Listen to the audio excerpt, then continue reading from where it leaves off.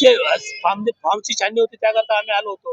Form आमचे व्यवस्थित भरले गेलेत आणि आम्ही तिथे निवडणूक आयोगाने आमच्या त्यांच्यासमोर आम्ही ते जे काय फॉर्म भरलं त्याचं छाननी केली.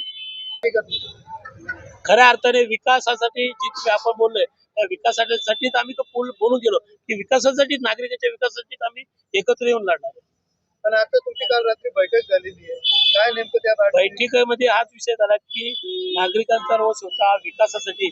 त्या विकासासाठी आपण युती आलेल्या युतीमध्ये आम्हाला जाऊन समोर लोकांना सांगायला पाहिजे जी प्रलंबित कामं आहे ती प्रलंबित कामं मार्गी लागली पाहिजे. उदाहरणार्थ पाणी, रस्ते, विविध कामं आहे, विकास आहे, मूलभूत सुविधा आहे, याच्याकरता भरघोस निधी आपण युतीमध्ये आहे.